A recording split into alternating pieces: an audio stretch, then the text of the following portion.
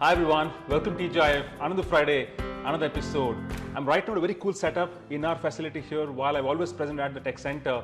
This is Microsoft Garage and I'm pleased to welcome Sanjay Jani who heads Microsoft Garage in Bangalore. Sanjay, welcome to TGIF. Hey, thanks Sandeep, thanks for having me. Awesome. So in fact, I look at the setup every day at office. Sanjay, though, what you have is pretty cool stuff, right? Cool devices. And this is a maker's lab, right? So before we move forward, for audience, we're going to showcase two cool devices today in the area of 3D printing. But before we get there, Sanjay, I would love for you to introduce what is Microsoft Garage for audience. Oh, absolutely. The Garage at Microsoft, we drive the culture of innovation. And we deliver program and experiences for our employees, for our customers, our ecosystem, including academia, which through the creativity, experimentation, and collaboration, putting our Microsoft culture into action. And we have 14 locations across the worldwide. We are in Bengaluru right now. Wonderful. I love the tag that you have. In Garage, they're all doers, not talkers. So most of the folks who come here, they have an idea and they want to give life to their idea and they sit here and they hack it. So again, the best part is this facility has a ton of cool stuff, right? So Sanjay, let's move to a couple of assets that I've been seeing for some time now. Oh, absolutely. So today we are just going to talk about the 3D printers that we have in advanced makerspace, and someday we'll talk about other equipments as well. But this is the advanced Ultimaker 5S 3D printer. And what is 3D printer? You take a digital file, you create a design and print that into this printer into a three-dimensional solid physical object, right? Which we are traditionally known to do it in a substrate printing. But 3D printing, the biggest advantage is that you take a lesser time to print, and it follows. It's an additive manufacturing, right? So there are layers that gets printed. And the hollow portion that usually takes a lot of time to cut out and stuff, this doesn't require that. It will only print the portion that is required. We have a different kind of materials that can be fed into this. This is a completely auto material feeding station. We have an air filter on top, and this is the main printing area.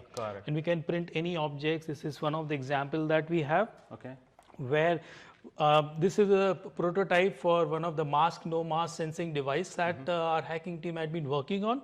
And while we have the Raspberry Pis being used for that, typically in any IoT solutions you would need that, it also requires a good casing to be made for building a prototype. And for that casing, we did this through a 3D printing.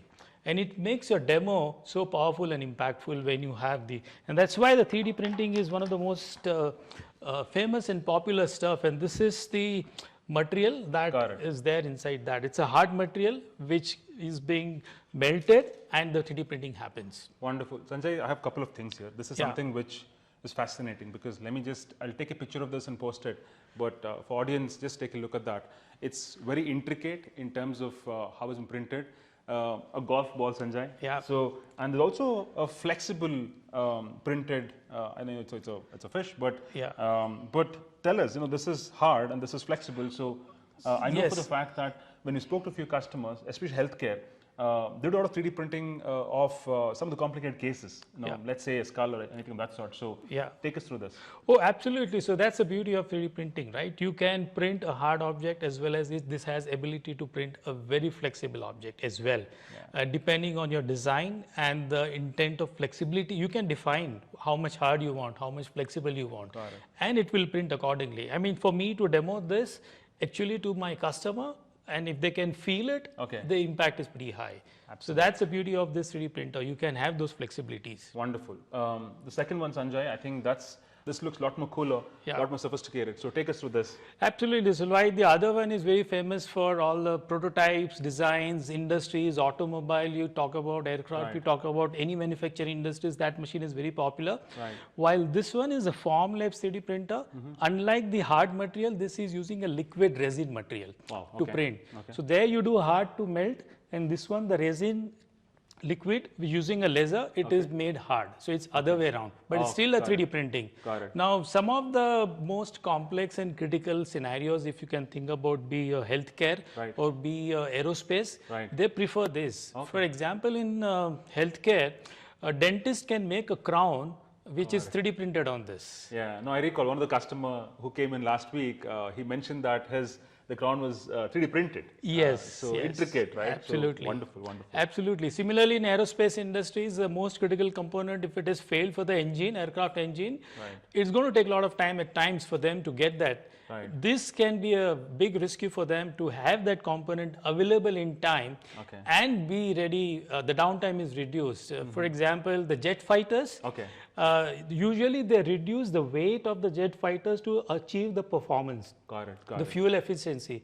But using 3D printing, some of the critical parts can be hollowed out, not everything, and then the efficiency can be achieved. Brilliant. So that is also being done. It's wonderful. Great. Sanjay, you were mentioning while we were talking that, especially in defense, yes. right? I think in warfield, etc. Absolutely. A lot of 3D printed metal gets used. Why don't you just share that? Oh yes, so when soldiers are on the battlefield, many times they lose their body parts. One example I can give is losing the ear. Now in the army, the doctors, they use this kind of 3D printers to quickly build their ears using the mirror image of the other ear and help the soldiers to put their body parts back.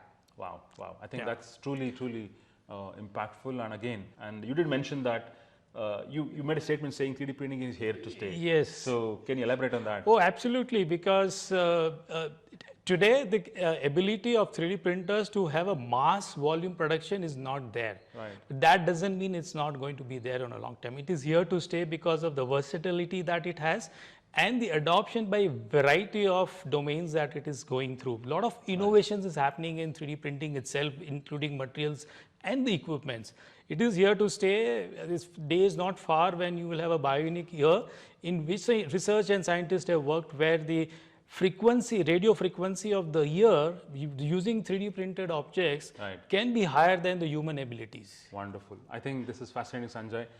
Again, all that you said so far is a classic evidence, or rather the fact that technology is there to amplify human ingenuity, and this is probably classic evidence of that. Absolutely. Awesome. Thank you so much, Sanjay. I'll come back again, by the way. Absolutely. There are a ton of cool assets all around me here, so we'll capsule a few, I would set up like this as we go along, but otherwise, thank you so much for your time this morning. Thank you so much. Thank you for watching, and stay tuned to TGIF always. Awesome. So with that, thanks for watching us today. Have a wonderful Friday and a great weekend ahead. Bye-bye.